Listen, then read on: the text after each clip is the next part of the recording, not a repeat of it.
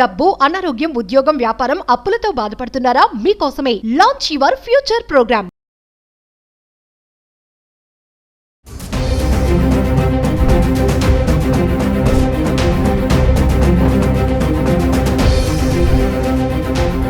నమస్తే, welcome back to Suman TV. ప్రస్తుతం మనతో పాటు ఉన్నారు consumers affairs committee chairman Mandari Krishnareddy గారు. నమస్తే సార్. నమస్తే అమ్మా. సార్, గోల్డ్ రేట్ చూసుకుంటే హెచ్చు తగ్గులు, ఫ్లక్చుయేషన్స్ బాగా చూస్తున్నాము. అంటే America China trade deal impact కూడా దీని మీద ఉందంటారా? ఒక్కసారి ఎందుకు తగ్గుతుంది పెరుగుతుంది అంటే ఏం చెప్తారు?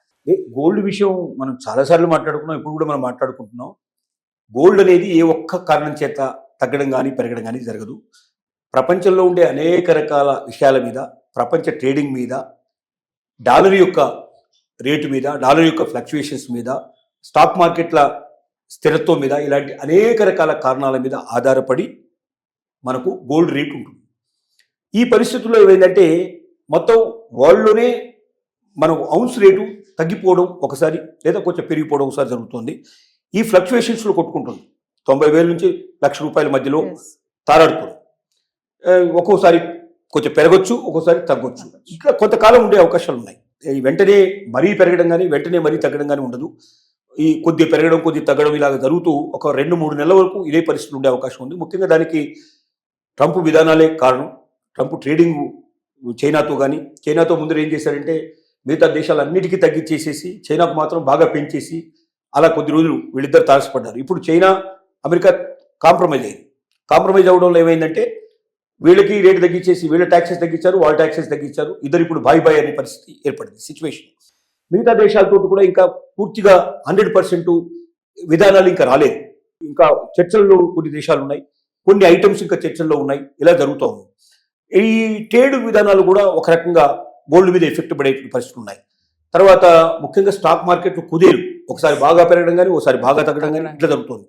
బాగా తగ్గి బాగా పెరిగే టైంలో ఏమవుతుందంటే దాని మీద ఏం చేయాలనేది పరిస్థితి ఉంటుంది. ఎందుకంటే స్టాక్ మార్కెట్లో స్థిరత్వం ఉండటం కూడా ఒక రకంగా గోల్డ్కు ఊతం ఇచ్చేటువంటి పరిస్థితి ఏర్పడుతుంది. అంటే గోల్డ్లోనే ఇన్వెస్ట్ చేయాలి, మనం స్టాక్ మార్కెట్ వెళ్ళకూడదని నిర్ణయానికి రావాలి. కానీ అలా రావడానికి లేకుండా ఒకసారి పెరిగినప్పుడు ఆశ అటు చూపిస్తుంది, తగ్గినప్పుడు ఇటువైపు చూపిస్తుంది. ఇలాగా ఇన్వెస్ట్ చేసేవాడు కొన్ని వందల రకాల ఆలోచిస్తాడు. వీటన్నిటి మీద ప్రపంచాన్ని మొత్తం టోటల్గా దృష్టిలో పెట్టుకున్నప్పుడు ఈ విధానం గోల్డ్ రేటు పెరగడం కానీ తగ్గడం కానీ ఇంకా కొంతకాలం ఒక 2-3 మాసాల పాటు ఇలాగే ఉండే అవకాశం ఉంది. ఆ తర్వాత పూర్తిగా కొంత తగ్గడం కానీ లేదా పూర్తిగా పెరగడం కానీ జరిగి అక్కడ కూడా మళ్ళీ కొంతకాలం ఆ పెరిగిన దాని మీద కానీ లేదా తగ్గిన దాని మీద కానీ మళ్ళీ ఒక ఫ్లక్చుయేషన్ 3-4 నెలలు ఈ ఆట ఇలా నడుస్తూనే ఉంటుంది. కాబట్టి గోల్డ్ గురించి 100%గా ఎవ్వరు కూడా ఇది ఖచ్చితంగా పెరిగి తీరుతుంది కానీ ఇది ఖచ్చితంగా తగ్గి తీరుతుంది కానీ చెప్పడం అనేది ఎవరి వల్ల కాదు. ఇది అసాధ్యమైన విషయం. పరిస్థితులను బట్టి చూసుకోవాల్సిందే. కొనగలిగే వాళ్ళు, నిల్వ చేసుకోగలిగే వాళ్ళు, శక్తి ఉన్నవాళ్ళు గోల్డ్ కొనుక్కోవడంలో తప్పేం లేదు. కొంచెం తగ్గినా మళ్ళీ పెరిగే అవకాశాలు ఉన్నాయి. 100% తగ్గదు, 100% పెరగదు. కొద్దిగా తేడాలు వస్తుంటాయి. ఒక 5% పెరగడం కానీ 5% తగ్గడం కానీ ఈ ఫ్లక్చుయేషన్ ఉంటాయి. కాబట్టి శక్తి ఉంటే కొనుక్కోండి, కానీ అప్పు చేసి మాత్రం కొనుక్కోవద్దని మనం ప్రతిసారి చెప్తున్నాం, ఇప్పుడు కూడా చెప్తున్నాం. ఎందుకంటే అప్పు కట్టే వడ్డీ గోల్డ్ పెరిగిన దానికి అనేది సరిపోని పరిస్థితి ఏర్పడితే మనం చాలా బాధపడతాం. కాబట్టి అవసరాన్ని బట్టి మన దగ్గర ఉన్న శక్తిని బట్టి మనం కొనుక్కోవడంలో తప్పు లేదని మాత్రం ఖచ్చితంగా చెప్పగలుగుతాం. అంటే ఈ ఫ్లక్చుయేషన్స్ ఉన్న టైంలో ఇన్వెస్ట్మెంట్ చేయడం అనేది ఎంతవరకు కరెక్ట్ అంటారు సార్ గోల్డ్ పైన? అదే చెప్తున్నాను, ఫ్లక్చుయేషన్ ఉన్న టైం లోపల గోల్డ్ మీద పెట్టాలంటే నువ్వు నీ దగ్గర శక్తి సామర్థ్యాలు ఉంటే, నీ దగ్గర డబ్బు ఉంటే పెట్టు. ఎందుకంటే గోల్డ్ మీద పెట్టిన డబ్బు ఎప్పటికీ నీకు నష్టం కాదు.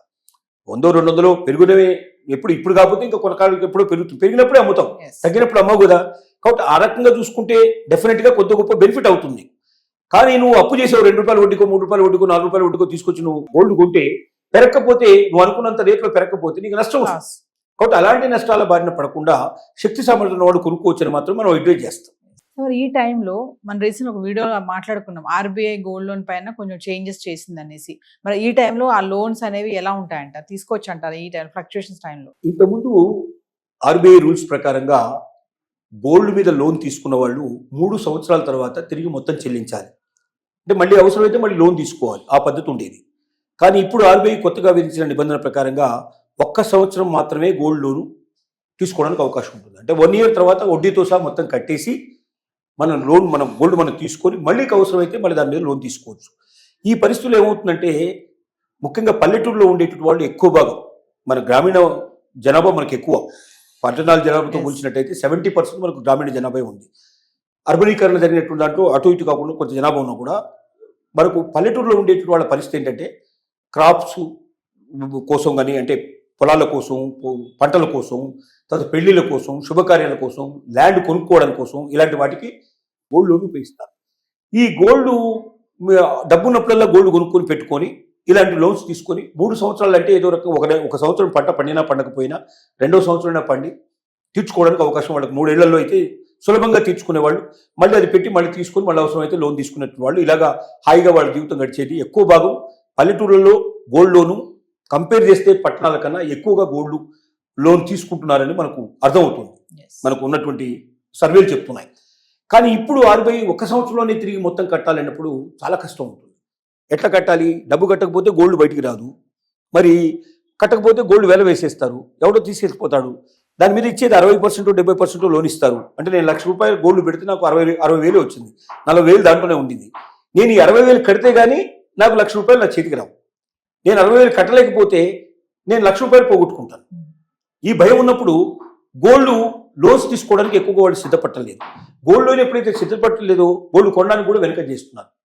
ఎందుకంటే గోల్డ్ కొనుక్కున్నా కూడా ఇంట్లో పెట్టుకోవాల్సిందే, లోన్కి పనికి రాకపోతే ఎందుకు అనేటువంటి పరిస్థితి కూడా కొంతమందికి ఎదురవుతుంది. దీనివల్ల కూడా గోల్డ్ మీద ప్రభావం కొంత పడే పరిస్థితి ఏర్పడింది. చాలా మంది ఈ పరిస్థితి ఉంది. దీని అంతా రిక్వెస్ట్ చేస్తున్నారు, RBIని పెంచమని చాలా మంది మేధావులు సూచిస్తున్నారు. కానీ RBI తీయడానికి కారణం ఏంటంటే గోల్డ్ విపరీతంగా రోజు రోజుకి రేటు బాగా పెరిగిపోతుంది. గోల్డ్ మీద ఇన్వెస్ట్మెంట్స్ బాగా పెరిగిపోయే వరకల్లా గోల్డ్ ఇన్వెస్ట్మెంట్ అనేది ఏంటంటే అది స్టిగ్నెట్గా ఉంటుంది. అంటే అది ఇన్వెస్ట్మెంట్కి పనికిరాదు, బయటికి రాదు. గోల్డ్ని మన ఇంట్లోనే పెట్టుకుంటే దానివల్ల లాభం లేదు. అదే గోల్డ్ని తీసుకొచ్చి మనం బ్యాంకు లోపల మనం పెట్టి లోన్ తీసుకోకుండా డిపాజిట్ చేసినట్టయితే ప్రభుత్వానికి అది ఉపయోగపడదు. కానీ చాలా మంది డిపాజిట్ చేయడానికి ఇష్టపడరు. అవసరమైతే లోన్ తీసుకుంటున్నారు, లేకపోతే ఇంట్లో పెట్టుకుంటున్నారు తప్ప దాన్ని ప్రభుత్వానికి పనికొచ్చేట్టుగా చేయడం లేదు. దీనివల్ల ప్రభుత్వం చాలా నష్టపోతుంది. కాబట్టి ఎట్టి పరిస్థితుల లోపల గోల్డ్ లోన్స్ తగ్గిస్తేనే మంచిది. దానివల్ల గోల్డ్ మీద ఇన్వెస్ట్మెంట్ తగ్గిపోతుంది. తద్వారా వేరే రకమైన ఇన్వెస్ట్మెంట్ ద్వారా అది ప్రభుత్వానికి, ప్రజలకు ఉపయోగపడుతుంది. ఇన్వెస్ట్మెంట్ రూపంలో బయటకు వస్తున్న ఆశతోటి RBI ఈ డిసిషన్ తీసుకుంది. ఈ RBI డిసిషన్ గోల్డ్ మీద ఎఫెక్ట్ పడేటువంటి అవకాశాలు పుష్కలంగా కనబడుతున్నాయి. Thank you.